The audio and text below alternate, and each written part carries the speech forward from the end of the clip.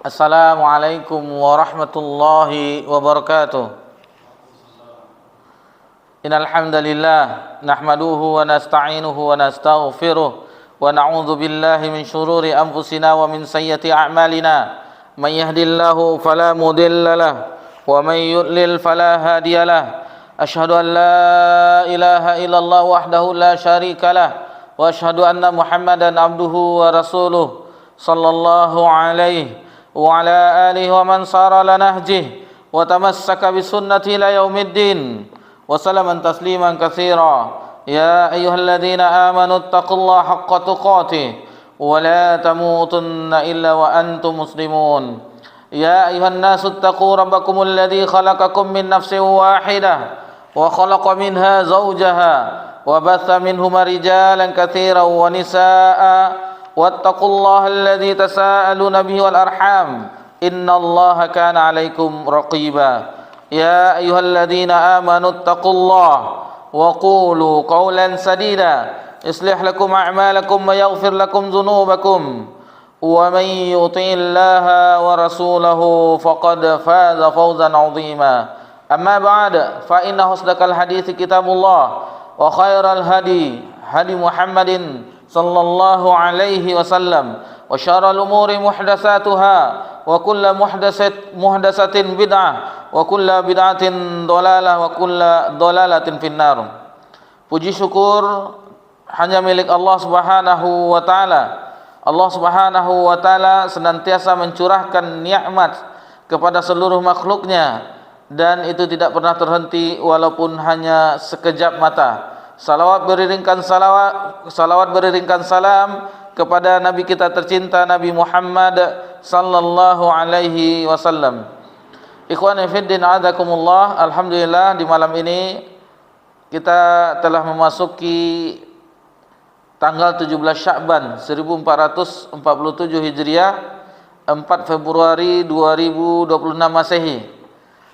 Lebih dari separuh bulan Sya'ban telah dilalui. InsyaAllah kurang dari setengah bulan lagi kita memasuki bulan yang mulia, yakni bulan yang penuh keberkahan, yang penuh ampunan dan banyak keistimewaan dan keutamaan yang melimpah. Maka untuk itu nasihat bagi kami pribadi dan kita semuanya agar mempersiapkan keimanan, agar ketika Ramadan masuk, alhamdulillah kita bisa, tentunya dengan izin Allah, kita bisa menuai istilahnya mengambil keutamaan-keutamaan, memperoleh keutamaan-keutamaan, meraihnya tentunya dengan taufik dari Allah Subhanahu wa taala. Banyak keutamaan-keutamaan yang tersimpan di bulan Ramadan yang tentunya tidak semua yang kita ketahui, banyak sekali. Namun meskipun demikian, bahwasanya bulan Ramadan adalah salah satu bulan yang seharusnya kita manfaatkan semaksimal mungkin agar ketika Ramadan berlalu kita menjadi seorang hamba yang mendapat ampunan dari Allah Subhanahu wa taala dan mendapatkan predikat takwa tentunya. Ini yang diharapkan. Maka persiapkanlah diri kita, usahakan mungkin bagi yang tidak biasa berpuasa, setelah telah berlalunya separuh dari Sya'ban, maka jangan berpuasa, ada larangannya, kecuali bagi orang yang sebelumnya biasa berpuasa Senin Kamis, tidak apa-apa. Tetapi kalau bagi yang belum pernah 11 bulan yang lalu, 10 bulan yang lalu tidak pernah, lalu di hari Kamis besok atau hari Senin berpuasa, maka ini ada larangannya. Karena tidak berpuasa sebelumnya, maka kecuali orang-orang yang telah biasa atau memperbanyak puasa dari mulai masuknya Sya'ban. Kemudian juga memperbanyak tilawah dan tentunya kita berharap kita mendapatkan apa yang Allah janjikan berupa keutamaan-keutamaan yang Allah berikan, pahala yang melimpah di bulan tersebut. Taib, ini kita insyaallah akan melanjutkan pelajaran kita di pelajaran Lubabut Tafsir min Ibnu Katsir, ringkasan atau intisari dari tafsir Ibnu Katsir. Jadi ini adalah ringkasan, bukan tafsir Al-Qur'anul Azim yang mana itu adalah tafsir Ibnu Katsir. Ini ringkasannya. Mudah-mudahan dengan mempelajari ini kita memahami ayat-ayat Allah Subhanahu wa taala, kalamullah, firman Allah Subhanahu wa taala. Dan ini adalah pertemuan kita yang ke-19. Adapun di pekan yang lalu, alhamdulillah kita telah menyelesaikan pembahasan ayat yang ke-40 dan 41. Ayat 40, a'udzu billahi minasyaitonir rajim. Ya bani Israil azkuru ni'mati allati an'amtu 'alaikum. Hai Bani Israil, wahai Bani Israil, ingatlah nikmat Allah, nikmatku yang telah aku anugerahkan kepadamu. Wa ufi bi ahdikum wa iyaya farhabun. Dan penuhilah janjimu kepadaku, niscaya aku penuhi janjiku kepadamu, dan kepadakulah kamu harus takut atau tunduk. Kemudian di ayat 41, wa aminu bima anzaltu musaddiqan lima ma'akum wa la takunu awwala kafirin bi. Dan berimanlah kamu kepada apa yang telah aku turunkan, yaitu Al-Qur'an, yang membenarkan apa yang ada padamu, yaitu kitab sebelumnya, tentunya Bani Israel, selain Taurat dan Injil. Dan janganlah menjadi orang yang pertama kufur terhadap apa yang diturunkan tersebut, yaitu Al-Qur'an. Wala tashtaru bi ayati thamanan qalilan wa iyaya fattaqun. Dan janganlah kamu menukarkan ayatku dengan harga yang murah, dan hanya kepada akulah kamu harus bertakwa. Alhamdulillah, itu telah kita pelajari di pertemuan kita yang terakhir di pekan yang lalu, dan insyaallah kita akan memasuki ayat berikutnya, yaitu dalam ayat 42, 43, 44, 45 dan 46. Jadi ayat 42 sampai ayat 46. Tafadhal Iqra.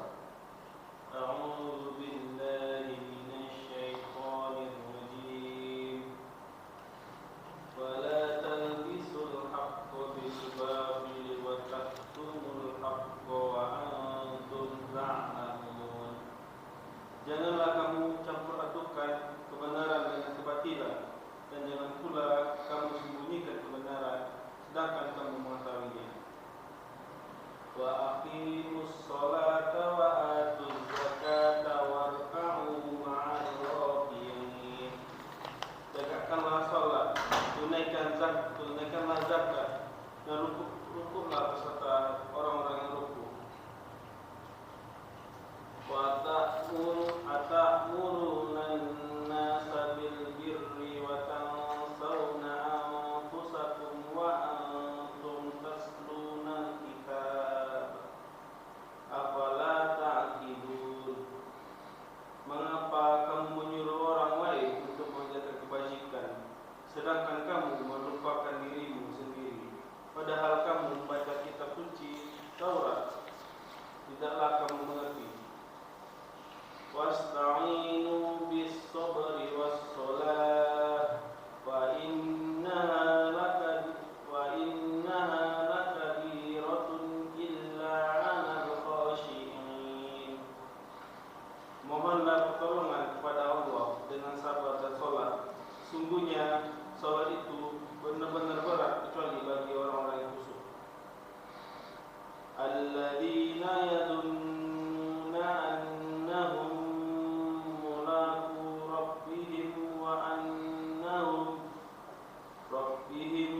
annahum ilaihi raji'un, yaitu orang-orang yang meyakini bahwa mereka akan menemui Tuhannya dan hanya kepadanya mereka kembali. Barakallahu fikum. Itulah ayat dalam surah Al-Baqarah ayat 42 sampai 46. Tentunya kita memohon kepada Allah memberikan taufik kepada kita untuk memudahkan kita di dalam memahami ayat yang baru saja sama-sama kita simak, baru saja kita dengarkan bersama. Taib di ayat 42, wala talbisul haqqo bil batili wa taktumunal haqqo wa antum ta'lamun. Dan janganlah kamu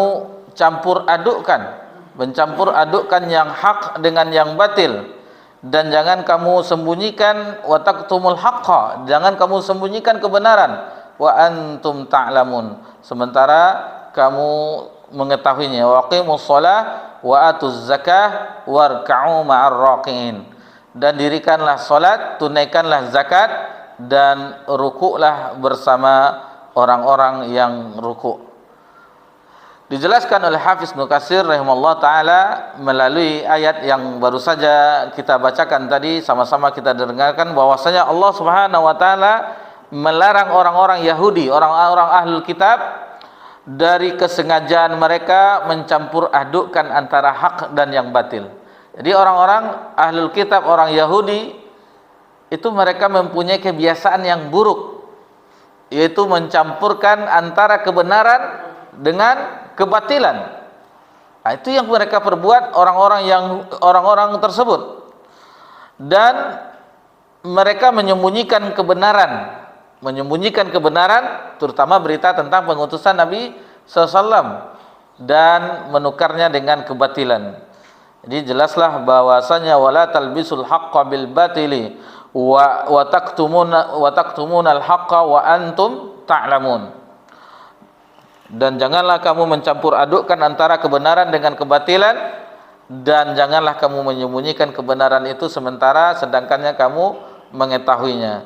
Jadi dengan demikian Allah Subhanahu wa taala melarang dari dua hal yang secara bersamaan. Dari ayat tersebut dua hal yang bersamaan, yaitu untuk memerintahkan kepada mereka ahlul kitab, orang-orang Bani Israel, memperlihatkan dan menyatakan kebenaran. Kemudian Ibnu Abbas Ad-Dhahak, ini ulama-ulama tafsir, pertama Ibnu Abbas dari generasi sahabat, Ad-Dhahak dari generasi berikutnya, menjelaskan bahwasanya ayat tersebut artinya janganlah kalian mencampur adukkan yang hak dengan yang batil dan kebenaran dengan kebohongan. Ini celaan bagi orang-orang Bani Israel, orang yang pernah diturunkan kitab suci kepada mereka, yang mana di pekan yang lalu kita telah menyebutkan bagaimana Allah mengingatkan nikmat yang Allah berikan kepada mereka. Sangat banyak nikmat yang berupa banyaknya nabi yang diutus dari golongan mereka Bani Israel, diturunkan kitab kepada mereka, lalu diselamatkan mereka dari kejaran tentara Firaun dan bala tentaranya, dan seterusnya. Hidangan manna wa salwa, hidangan dari langit. Banyak sekali nikmat Allah yang Allah berikan kepada Bani Israel. Adapun Qatadah mengatakan wala talbisul haqqo bil batil, maksudnya adalah janganlah kamu mencampur adukkan kebenaran dengan kebatilan, yaitu janganlah kalian mencampur adukkan antara Yahudi dan Nasrani dengan ajaran Islam. Jadi jangan dicampurkan ajaran tersebut, ajaran agama sebelumnya yang telah mereka robah. Kita mengetahui bahwasanya mereka telah merubah Taurat dan Injil, lalu jangan dicampurkan dengan ajaran Islam, sedangkan kalian mengetahui bahwa agama Islam adalah agama yang diterima oleh Allah, yang diredai oleh Allah Subhanahu wa taala, satu-satunya agama yang diterima oleh Allah Subhanahu wa taala. Innad dina indallah al-Islam, sesungguhnya agama di sisi Allah adalah Islam. Jadi tidak boleh benar sama-sama agama samawi, yaitu awalnya mereka benar, akan tetapi karena diutusnya Nabi SAW yang bukan dari golongan mereka, akhirnya mereka merubah-rubah kitab suci mereka, dirubah-rubah, sehingga mereka melakukan penggabungan, pencampuran antara kebenaran dan kebatilan, dan merubahnya. Kebenaran mereka rubah menurut hawa nafsu mereka. Mengenai firman Allah Subhanahu wa taala wa taktumunal haqqa wa antum ta'lamun, dan janganlah kamu menyembunyikan kebenaran itu sedang kamu mengetahuinya. Di sini dijelaskan riwayat dari Muhammad bin Ishaq, meriwayatkan dari Muhammad bin Abu Muhammad dari Ikrimah, dari Sa'id bin Jubair, dari Ibnu Abbas radhiyallahu anhuma, ia mengatakan artinya maksud dari wa taktumul haqqa wa ta'lamun, janganlah kalian menyembunyikan ilmu pengetahuan yang kalian miliki mengenai kebenaran Rasulku, mengenai kebenaran Rasulku dan juga apa yang dibawanya. Maksudnya di sini adalah Nabi Muhammad sallallahu alaihi wasallam. Sedangkan kalian mendapatkannya tertulis dalam kitab-kitab yang berada di tangan kalian. Boleh juga ayat tersebut yang baru saja kita sebutkan dari Ibnu Abbas ada makna yang lainnya, yaitu kalian mengetahui bahwa dalam tindakan menyembunyikan kebenaran tersebut, ilmu yang ada pada kalian mengandung bahaya yang sangat besar bagi manusia, yaitu tersesatnya mereka manusia dari petunjuk atau menjuruskan mereka ke neraka jika mereka benar-benar mengikuti kebatilan yang telah kalian perlihatkan. Begitu juga mencampur adukkan kebenaran dengan tujuan agar kalian dapat dengan mudah menyebarluaskannya di tengah-tengah mereka. Jadi al-kitman artinya adalah penyembunyian, lawan dari kata bayan, penjelasan atau keterangan. Jadi taktumu itu kitman, itu menyembunyikan. Itu yang dilakukan oleh orang-orang ahlul kitab.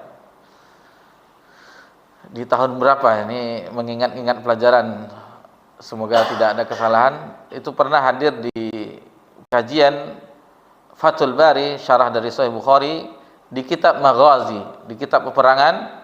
Itu sudah lama, entah mungkin lebih dari 10 tahun yang lalu atau 15 tahun yang lalu, entah itu di tahun 2008 atau 2009. Kajian Ustadz Abdul Hakim hafizallahu taala, ketika itu bagaimana Zaid bin Aslam itu membongkar kebohongan mereka. Jadi ada dari agama Yahudi yang memeluk Islam, dan ini sedikit berbeda dengan Nasrani, ahlul kitab yang Nasrani itu mereka banyak memeluk Islam. Adapun orang-orang Yahudi itu tidak banyak, dan beliau adalah seorang yang hafal Taurat. Ketika diuji bahwasanya, perhatikan ya Rasulullah, beginilah yang mereka lakukan.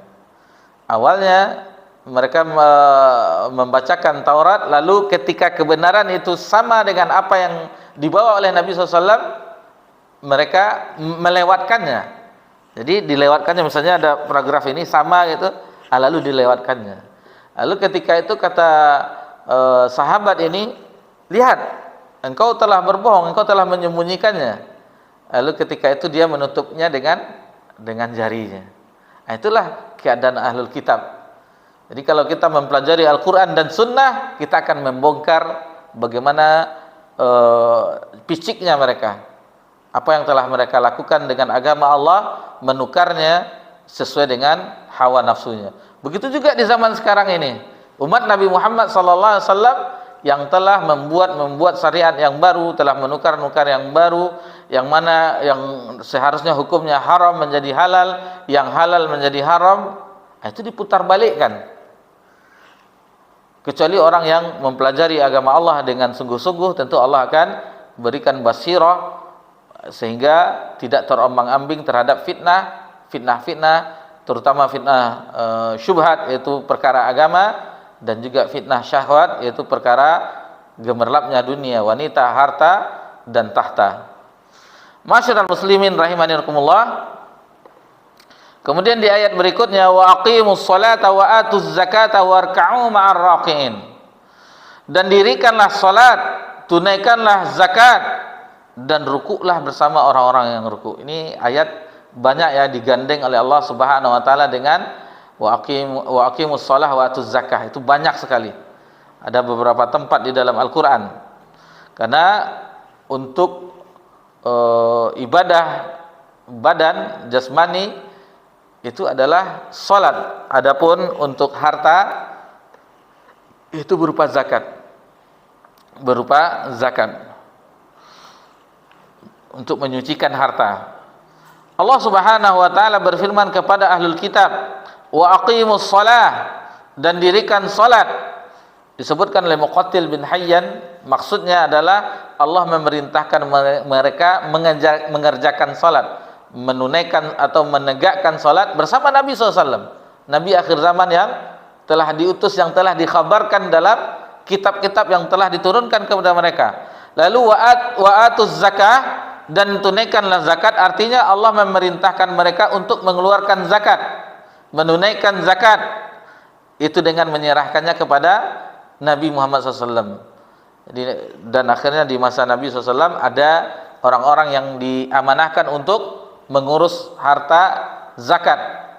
Ada baitul malnya, ada baitul mal, yang semua harta-harta tersebut, baik itu dari zakat dan seterusnya, itu disimpan di situ dan dibagikan menurut sesuai aturan Allah Subhanahu wa taala. Kemudian warka'u ma'arraqiin, dan rukuklah bersama orang-orang yang ruku, artinya Allah menyuruh mereka untuk ruku bersama orang-orang yang ruku dari umat Nabi Muhammad sallallahu alaihi wasallam. Ini panggilan terhadap ahlul kitab. Jadi Allah ikutlah bersama mereka dan jadilah bagian dari mereka. Ini orang-orang ahlul kitab, baik itu Yahudi dan Nasrani, itu tidak sebagaimana yang dialami oleh Nabi Isa alaihissalam. Ini kita ulang lagi, mungkin pernah kita sebutkan bahwasanya Nabi Isa alaihissalam ketika mendapatkan tentang bagaimana keutamaan umat Nabi Muhammad sallallahu alaihi wasallam. Jadi sebelum ada umat Nabi Muhammad SAW, mereka adalah umat yang terpilih, Bani Israel. Mereka adalah umat yang Allah lebihkan dibandingkan yang lainnya. Tetapi setelah diutusnya Nabi Muhammad SAW, maka umat yang terbaik adalah umat Nabi Muhammad SAW. Dan ketika Nabi Isa mengetahui itu terdapat pada Injil, di dalam surah Muhammad, ya, dalam surah Muhammad ayat 29, itu nampak asarus sujud, bekas sujudnya ada disebutkan. Yang coba Ustaz Imam, yang di surat Al-Fat yang bagian terakhir, Muhammad Rasulullah wallazina amanu ma'ahu asyiddah ruhama bainahum,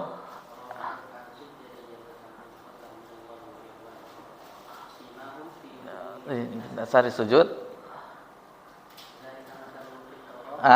Itu dia, itu yang kita maksud. Itu telah disebutkan di Taurat dan di Injil. Itu telah disebutkan itu mengenai bagaimana Nabi Muhammad SAW dan para sahabat umat Nabi SAW yang ketika itu tentu para sahabat radhiyallahu anhum telah ada disebutkan di Taurat dan Injil. Dan ketika Nabi Isa alaihissalam mengetahui itu, Nabi Isa ingin menjadi umat Nabi Muhammad SAW.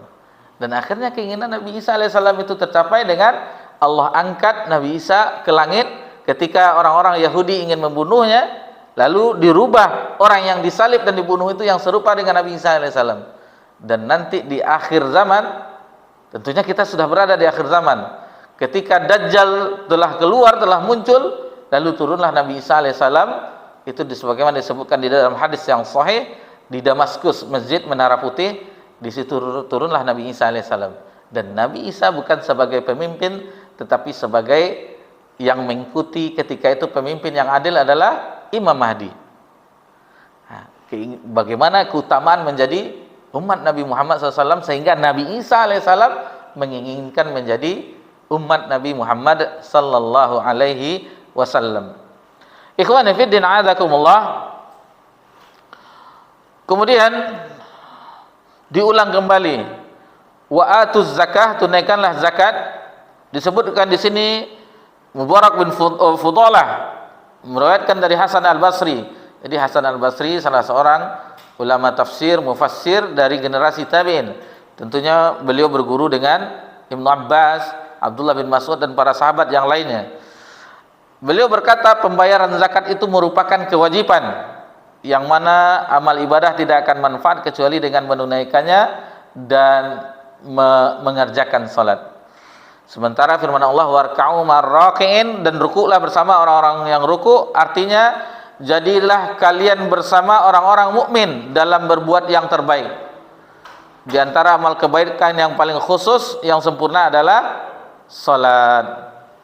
Jadi banyak ulama yang menjadikan ayat ini warka'u marraqiin adalah dalil wajibnya salat berjamaah, kewajiban untuk salat berjamaah. Dan ini beliau Al-Hafiz Ibnu Katsir mempunyai kitab tersendiri, yaitu kitab Al-Ahkam, yang membahas tentang ayat ini warka'u marraqiin, tentang dalilnya wajib dalam salat berjamaah. Kalau kita belajar fikih tentunya di sholat berjamaah itu sunat muakkad. Imam Syafi'i rahimahullah taala berpendapat, ini pendapat, beliau mengatakan bahwasanya sholat berjamaah hukumnya fardu ain, bukan fardu ain, sunat muakkad. Sementara dalil-dalil yang kuat menunjukkan bahwasanya itu wajib bagi laki-laki yang tidak ada uzur syar'i. Salah satunya dalilnya adalah warka'u maraka'in.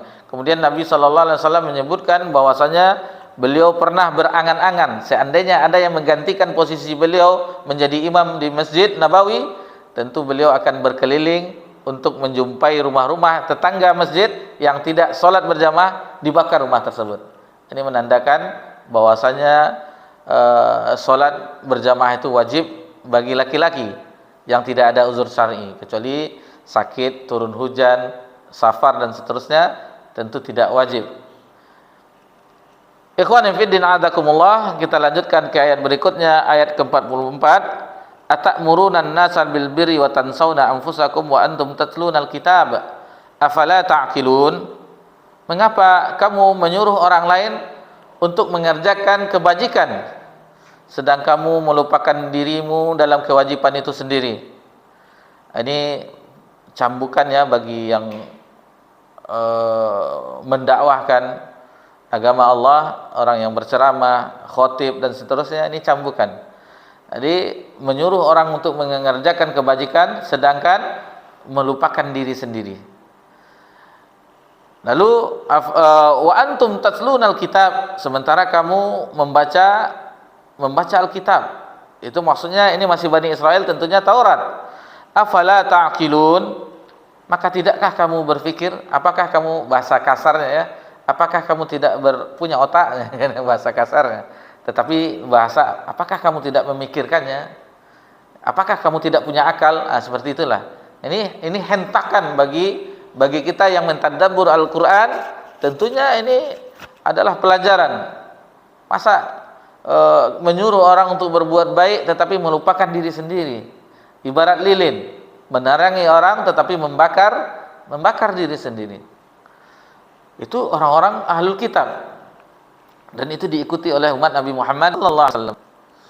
Allah Subhanahu wa taala bertanya, wahai sekalian ahlul kitab, apakah kalian pantas menyuruh manusia berbuat berbagai kebajikan sedang kalian melupakan diri sendiri? Kalian tidak melakukan apa yang diperintahkan itu, padahal kalian membaca Alkitab dan mengetahui kandungannya yang berisi ancaman terhadap orang-orang yang mengabaikan perintah Allah. Apakah kalian tidak memikirkan apa yang kalian lakukan untuk diri kalian sendiri, sehingga kalian terjaga dari tidur kalian dan terbuka mata kalian dari kebutaan? Ini tamparan yang keras. Jadi sehingga kalian terjaga dari tidur dan terbukanya mata kalian dari kebutaan. Ini bahasa yang menyindir agak keras sebenarnya. Agar terjaga dari ketiduran dan sembuh dari kebutaan. Jadi harus memperhatikan, mempergunakan pikiran tersebut. Sementara Abu Darda radhiyallahu anhu mengatakan, seseorang tidak memiliki pemahaman yang mendalam sehingga ia mencela orang lain karena Allah. Kemudian ia mengintrospeksi dirinya sendiri, akhirnya lebih mencela dirinya sendiri. Ini menurut Abu Darda pemahamannya. Yang dimaksud bukan celaan terhadap usaha mereka menyuruh berbuat kebajikan, namun yang wajib lebih patut baginya adalah mengerjakan kebajikan bersama orang-orang yang diperintahkan dan tidak menyelisih mereka. Ini bagaimana Nabi Syuaib alaihissalam yang beliau disebutkan oleh Allah Subhanahu wa taala di dalam surah Al-Hud ayat 88. Apa gerangan terhadap Nabi Syuaib alaihissalam? Jadi di sini disebutkan dalam surah Al-Hud dalam surah Hud ayat 88, wa ma uridu an ukhalifakum illa ma anhakum an. Dan aku tidak berkehendak menyalahi kamu dengan apa yang aku larang. In uridu illal islah. Aku tidak bermaksud kecuali mendatangkan perbaikan. Mastata'tu, selama aku masih mampu. Wa ma taufiqi illa billahi alaih. Jadi wa ma taufiqi illa billahi alaihi tawakkaltu wa ilaihi unib. Dan tidak ada taufik bagiku melainkan dengan pertolongan Allah. hanya kepada Allah aku bertawakal dan hanya kepadanya lah aku kembali. Jadi dengan demikian amar ma'ruf, memerintahkan kepada kebajikan, dan pengamalannya merupakan suatu kewajiban yang tidak gugur salah satu dari keduanya dengan meninggalkan yang lainnya. Jadi demikian yang menurut yang sahih oleh para ulama terdahulu dan yang ulama kemudian, ulama salaf dan ulama khalaf. Jadi orang alim hendaknya menyuruh berbuat baik meskipun ia tidak mengamalkannya, atau mencegah kemungkaran meskipun ia sendiri mengerjakannya. Jadi di sini disebutkan bagaimana seandainya kalau kita mencari orang itu yang sempurna untuk menyampaikan agama Allah, tentu tidak akan didapatkan. Sebagaimana ini diriwayatkan oleh Imam Malik bahwasanya Rabi'ah, dia mengatakan, Rabi'ah salah seorang ulama guru dari Imam Malik, aku pernah mendengar Sa'id bin Jubair mengatakan, jika seorang tidak menyuruh yang ma'ruf dan tidak mencegah kemungkaran sampai pada dirinya tidak dapat sesuatu dosa ataupun celah, maka tidak ada seorang pun yang menyuruh kepada kebaikan dan mencegah kemungkaran.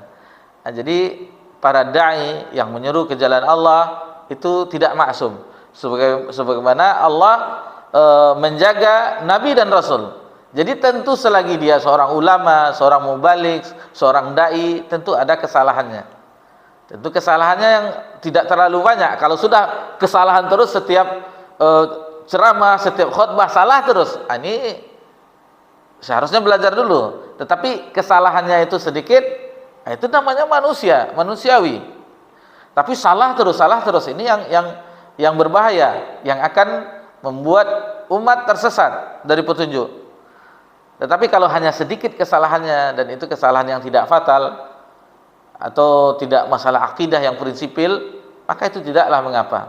Dan seandainya itu yang kita cari, bahwasanya saya harus mempunyai guru yang begini-begini, tidak akan dijumpai sampai hari kiamat.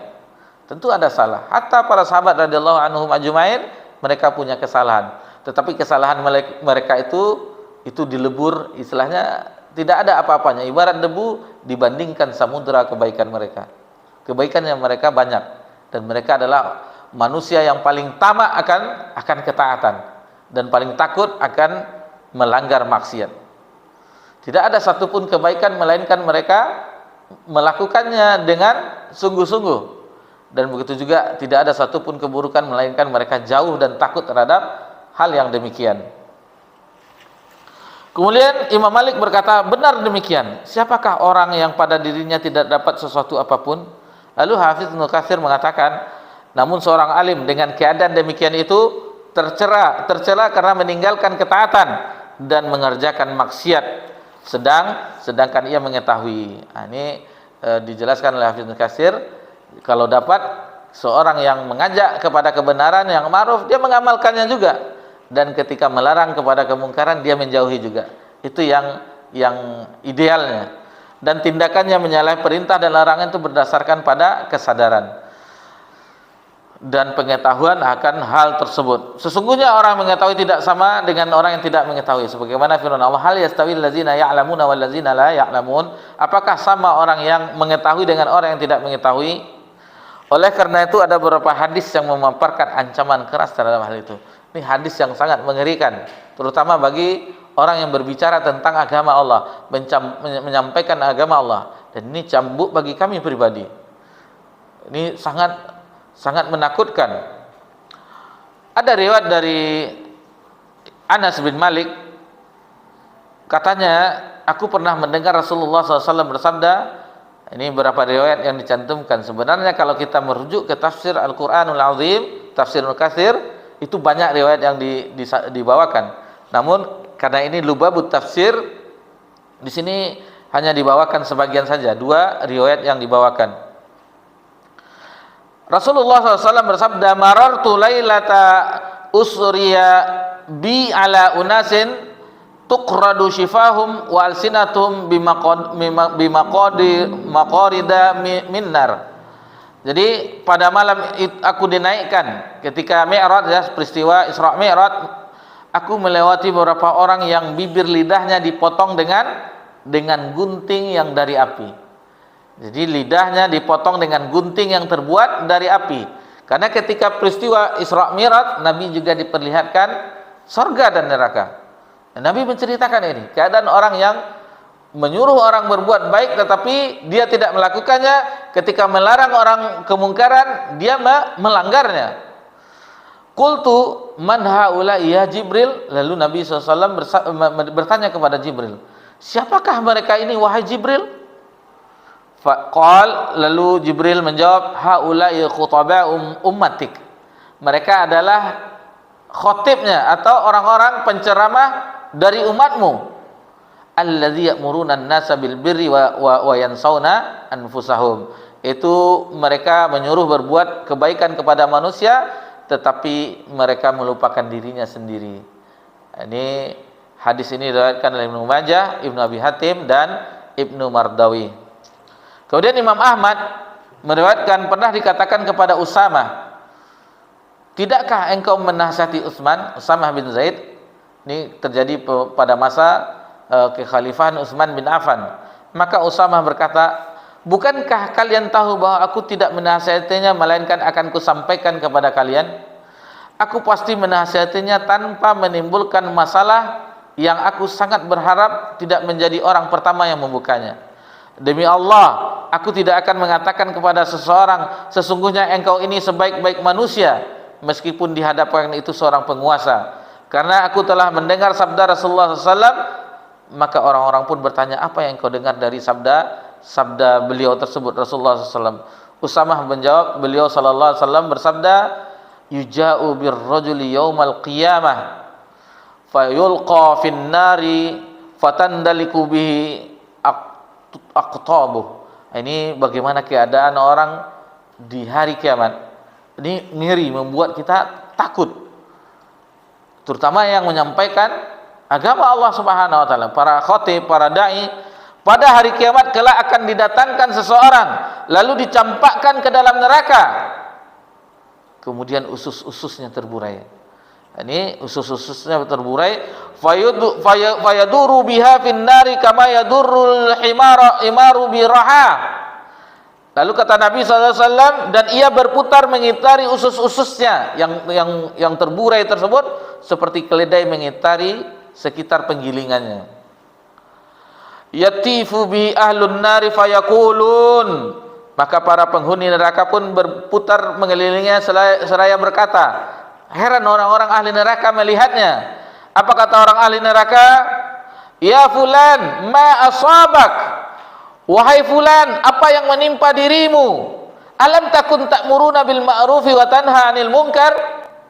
Ini bagaimana orang yang melihat menyaksikannya, ada apa engkau wahai fulan, apa yang menimpamu? Bukankah dirimu dahulu yang menyuruh kami untuk berbuat kebaikan dan mencegah untuk kemungkaran? Lalu dijawab oleh orang yang ususnya terburai tersebut, yang disiksa di neraka, fayaqula kunta amarukum bil ma'ruf wala ati.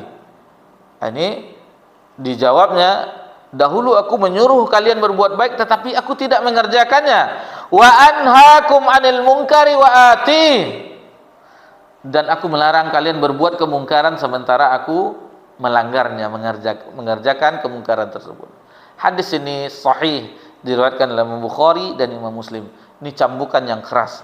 Jadi memang dari satu sisi seorang yang mengajak ke jalan Allah memiliki keutamaan yang besar, tetapi di sisi yang lain itu ancamannya sangat banyak juga.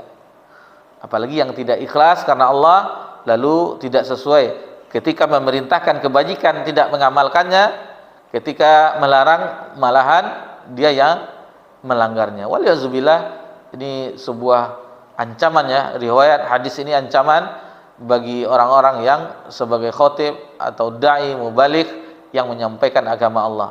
Seandainya mereka memahami tentang hal ini, tentulah mereka yang berbicara tentang agama Allah, mereka yang mengamalkannya terlebih dahulu dan yang menjauhinya apabila itu adalah kemungkaran. Baik, kita dengarkan kumandang azan. Insyaallah setelah itu kita lanjutkan pembahasannya.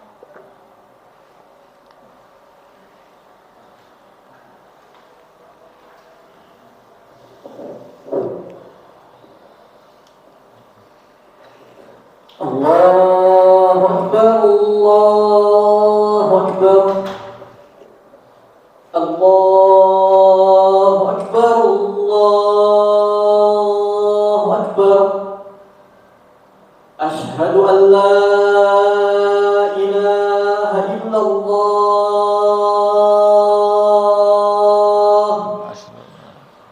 أشهد أن لا إله إلا الله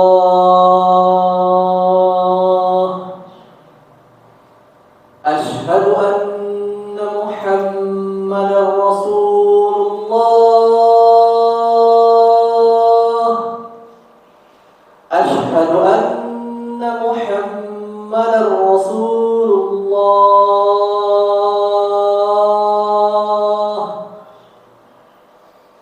حي على الصلاة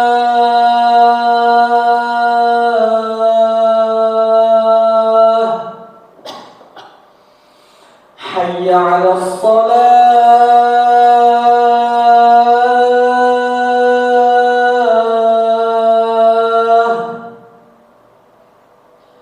حي على الفلاح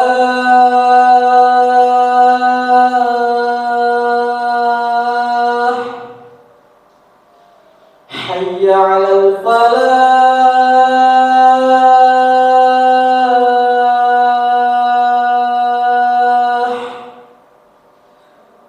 الله أكبر الله أكبر لا إله إلا الله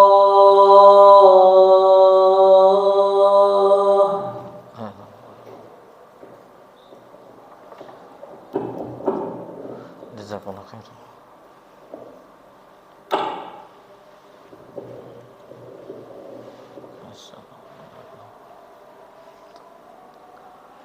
Alhamdulillah wassalatu wassalamu ala Rasulillah ma ba'd. Baik, kita lanjutkan pembahasan bahwasanya ini ancaman bagi orang yang menjadi khatib, seorang dai, seorang yang berdakwah, mengajak kepada yang ma'ruf dan mencegah kepada kemungkaran, tetapi melanggarnya. Inilah keadaan siksaannya. Ususnya terburai, mengitari seperti keledai mengitari penggilingan, terburai ususnya. Lalu di riwayat sebelumnya Ibnu Majah dan yang lainnya, lidahnya itu dipotong dengan gunting yang berasal dari api, digunting lidahnya. Karena lidahnya, lisannya itu ketika menyampaikan kebenaran tetapi tidak mengamalkannya, mengajak orang lakukanlah ini tetapi tidak melakukannya. Kisah suatu cerita bahwasanya ada seorang dai. Ini cerita hanya cerita saja sebagai pelajaran juga ya. Ketika memberikan ceramah, seorang dai ini ketika memberikan tausiahnya di masjid, lalu kedengaran oleh istrinya bahwasanya memberi itu adalah yang terbaik, yang kita sukai, yang kita cintai, yang kita senang dengan benda tersebut atau harta tersebut, itu yang kita sumbangkan atau kita infakkan. Mendengar itu istri seorang dai ini, maka mengambil pakaian-pakaiannya, atau kita di ranah Minang Melayu itu kain sarungnya yang bagus-bagus. Apa bahasa kalau kita ini Pak, kain pelakat ya. Yang agak mahal itu, lalu diberikannya ke orang-orang. Singkat cerita, akhirnya pulanglah sang dai, lalu dikatakannya, ada apa kok ada agak kosong lemari kita ya. Ya udah, atau abang atau tuanku atau apalah bahasa sebutannya di ranah Minang,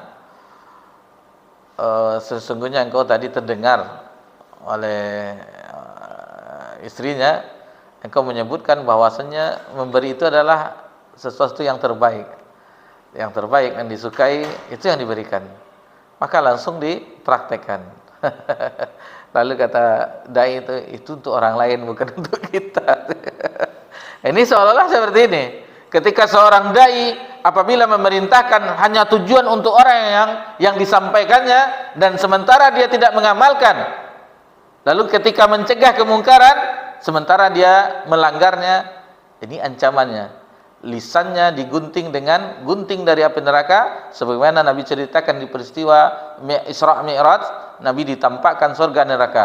Dan di riwayat ini, di riwayat Imam Bukhari dan Muslim, ususnya terburai di hari kiamat, dan dia akan mengitari sebagaimana keledai mengitari penggilingannya. Heran orang-orang, ada apa gerangan wahai fulan, bukankah engkau yang memerintahkan kami berbuat kebajikan dan melarang kami berbuat kemungkaran? Jawabannya jujur, di akhirat tidak ada yang berdusta lagi. Ketika aku memerintahkan, aku tidak mengamalkannya, dan ketika aku melarang, aku malah melanggarnya. Ini keadaan orang waliyazubillah, ini cambukannya bagi kami pribadi dan orang-orang yang mengajak kepada kebaikan. Ini cambukan, ini sangat ancaman yang keras bagi orang yang hanya berbicara. Ini akan dijelaskan oleh Ibnu Abbas tentang ayat-ayat. Kalau tidak ada ayat ini, tidak usah berdakwah katanya. Syarat dakwah yang disebutkan oleh Ibnu Abbas. Diriwayatkan oleh Ad-Dhahak, seorang ulama tafsir dari generasi setelahnya, beliau meriwayatkan dari gurunya yaitu Ibnu Abbas dari generasi sahabat radhiyallahu anhuma, bahwa ia pernah didatangi oleh seseorang seraya berkata, "Ya Ibnu Abbas, wahai Ibnu Abbas, sungguh aku ingin menyuruh berbuat kebaikan dan mencegah kemungkaran." Nah, ini syarat yang diberikan oleh Ibnu Abbas. Lalu Ibnu Abbas bertanya kepada orang tersebut, "Apakah engkau telah menyampaikannya?" Lalu ia menjawab, "Aku baru ingin melakukannya." Jadi ingin berdakwah, ingin menjadi khatib, ingin menjadi penceramah, ingin menjadi dai. Lalu disebutkan oleh Ibnu Abbas, dikatakan, "Jika engkau tidak khawatir akan terbongkarnya aibmu dirimu dengan 3 ayat dalam Al-Quran, maka kerjakanlah, lakukanlah." Lalu ia pun bertanya, "Apa saja ketiga ayat tersebut wahai Ibnu Abbas?" Lalu Ibnu Abbas pun memberikan syarat bagi orang yang ingin menjadi khatib, orang yang menjadi dai, penceramah, mengajak orang kepada kebajikan dan melarang kepada kemungkaran. Perhatikan 3 ayat ini. Yang pertama yaitu firman Allah, itu dalam surah yang kita pelajari sekarang, dalam surah Al-Baqarah, "Atamuruna an-nasal bil birri wa tansawna anfusakum." Mengapa engkau menyuruh orang lain mengerjakan kebajikan sementara engkau melupakan dirimu sendiri? Ini ayat yang pertama. Apakah engkau telah mengerjakan hal itu dengan sempurna? Tanya Ibnu Abbas. Lalu orang itu menjawab, "Belum."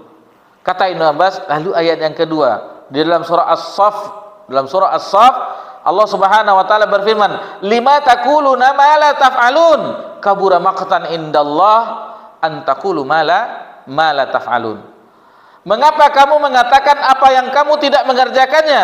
Sangat murka Allah, sangat amat benci Allah, sangat murka terhadap orang bahwasanya ia mengatakan apa-apa yang tidak ia kerjakan. Jadi kabura maqtan, itu sangat besar sekali ke murka Allah, kebencian Allah terhadap orang yang dia tidak mengamalkan, hanya berkata saja tetapi tidak mengamalkannya. Kemudian tanya Ibnu Abbas, "Apakah engkau sudah mengerjakan itu dengan sempurna?" Sahutnya, "Belum." Lalu yang ketiga, kata Ibnu Abbas, ayat yang ketiga itu ucapan seorang hamba yang saleh, itu Nabi Syuaib alaihissalam, yang mana telah kita singgung tadi di pembahasan. Apa kata Nabi Syuaib yang Allah abadikan dalam firman-Nya dalam surah Hud ayat 88, "Wa ma uridu an ukhalifakum ila ma anhakum anhu in uridu ilal islah." Dan aku tidak berkehendak menyalahi kamu dengan mengerjakan apa yang aku larang.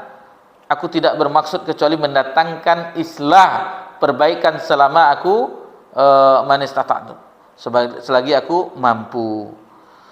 Tanya Ibnu Abbas terhadap orang tersebut yang mau berdakwah tersebut, "Apakah engkau telah melakukannya dengan sempurna?" Lalu dijawabnya, "Belum." 3 ayat tadi ditanyakan oleh Ibnu Abbas, ketiga-tiganya dijawab belum. Maka Ibnu Abbas berkata, "Ibda bin nafsih," mulailah dari dirimu sendiri. Taib, dua ayat berikutnya, wasta'inu bis sabri was shalah. Jadikanlah sabar dan salat sebagai penolongmu. Wa innaha lakabiratun ila 'alal khashiin. Dan sesungguhnya yang demikian itu sangat berat kecuali bagi orang-orang yang khusyuk. Kemudian di ayat 46, allazina yazunnuna annahum mulaqu rabbihim wa annahum ilaihi raji'un. Itu orang-orang yang meyakini bahwa mereka akan menemui Rabb-nya dan bahwa mereka akan kembali kepadanya. Jadi melalui firman Allah Subhanahu wa taala yang baru saja kita dengarkan, bahwasanya Allah menyuruh para hambanya untuk meraih kebaikan dunia dan akhirat. Kebaikan dunia dan akhirat yang mereka dambakan. Apa? Dengan apa? Yaitu dengan yang Allah sebutkan. Wasta'inu bis sabri was shalah. Jadikanlah kesabaran dan salat sebagai penolong. Dikatakan oleh Muqatil bin Hayyan dalam tafsirnya mengenai ayat ini, yaitu wasta'inu bis sabri was shalah, hendaklah kalian mengejar kehidupan akhirat dengan cara menjadikan kesabaran dalam mengerjakan berbagai kewajiban dan salat sebagai penolong. Jadi sabar dan salat. Kemudian Mujahid, yang dimaksud dengan kesabaran dalam ayat ini adalah as-siyam, adalah puasa.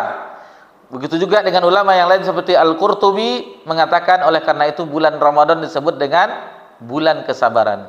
Jadi syahrul Ramadan syahrul sabar. Ada juga yang berpendapat bahwa yang dimaksud dengan sabar pada ayat tersebut adalah menahan diri dari perbuatan maksiat. Menahan diri dari perbuatan maksiat. Karena disebutkan bersama dengan pelaksanaan berbagai macam ibadah, dan yang paling utama ibadah yang disebutkan di sini adalah salat.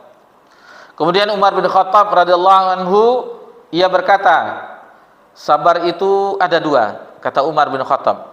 Sabar ketika mendapatkan musibah adalah baik, dan lebih baik lagi adalah bersabar dalam menahan diri dari mengerjakan apa yang diharamkan oleh Allah. Jadi itu yang lebih baik, kata Umar. Ketika terjadi musibah, bersabar itu baik, tetapi ada yang lebih baik lagi, kata Umar, ketika bersabar menahan diri untuk melakukan apa yang diharamkan oleh Allah Azza wa Jalla. Kemudian hal yang mirip dengan ucapan Umar juga diriwayatkan oleh Hasan Al-Basri. Jadi Hasan Al-Basri juga meriwayatkan demikian.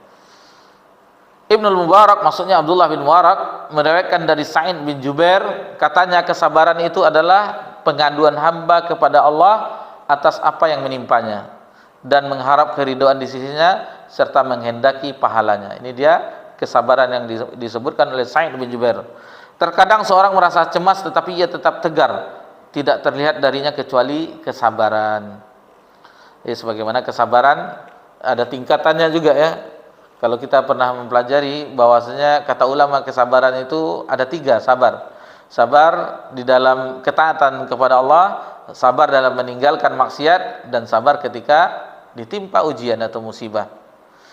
Dan tingkatan-tingkatannya ada juga sampai seseorang itu redo dengan musibah tersebut. Orang yang ditimpa musibah ada yang bersabar, ada yang bersyukur, ada yang entah mana yang tingkatannya nanti bisa dilihat kembali. Jadi memang bersabar, kemudian dia entah bersyukur atau redo dulu. Ini ada tingkatannya. Jadi bahwasanya hal demikian, kenapa dia redo, itu adalah untuknya baik dari sisi Allah. Dan ada yang syukur dengan musibah tersebut. Kenapa? Karena ada kebaikan-kebaikan yang banyak yang Allah sediakan dari balik musibah tersebut. Ini bukan tingkatan kita. Alhamdulillah. Ini tidak mungkin seseorang meninggal, alhamdulillah meninggal keluarga saya, tidak mungkin.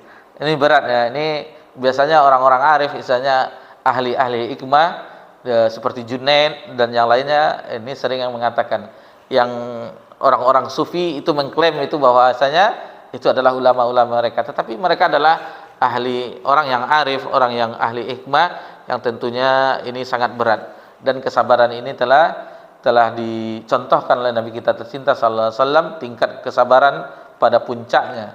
Tidak ada orang yang sabar selain Nabi SAW di antara hamba-hamba Allah. Saksikanlah bagaimana kesabaran Nabi SAW dalam kehidupannya, dalam mendakwahkan agama Allah dan seterusnya, Tentu ini adalah contoh bagi kita, uswah hasanah, yaitu Nabi kita tercinta sallallahu alaihi wasallam dalam segala hal. Kemudian Imam Ahmad meriwayatkan dari Huzaifah bin Yaman radhiyallahu anhu, katanya Rasulullah SAW jika ditimpa musibah atau masalah, bukan musibah tapi masalah, Nabi SAW salat. Jadi minta tolong dengan sabar dan salat. Ini misalnya kita ada masalah, ada sesuatu yang tidak kuat kita memikirkannya, salat. Kemudian firman Allah, wasta'inu bis sabri was salah, jadikanlah sabar dan salat sebagai penolong kamu. Sunaid meriwayatkan dari Al-Hajjaj dari Ibnu Juraid yang mengatakan bahwa sabar dan salat merupakan penolong untuk mendapatkan rahmat Allah Subhanahu wa taala. Jadi wa innaha lakabirah, kembali kepada kata salat, yaitu wa innaha lakabiratun ila 'alal khashiin, itu kembali kepada salat. Demikian yang dinyatakan oleh Mujahid, dan itu menjadi pilihan dari Ibnu Jarir. Bisa juga kembali kepada kandungan ayat itu sendiri, itu sebuah pesan ya, wasiat untuk melakukan hal tersebut. Ini sebagaimana Allah Subhanahu wa taala menyebutkan kisah Qarun di dalam surah Al-Qasas ayat 80, wa qala alladzina utul ilma wailakum thawabullahi khair liman amana wa 'amila shalihan wa la yulaqqaha illas sabirun. Orang-orang yang dianugerahi ilmu itu berkata, kecelakaan besar bagi kalian, padahal Allah adalah lebih baik bagi orang yang beriman dan beramal saleh, dan tidak diperoleh pahala itu kecuali oleh orang-orang yang sabar.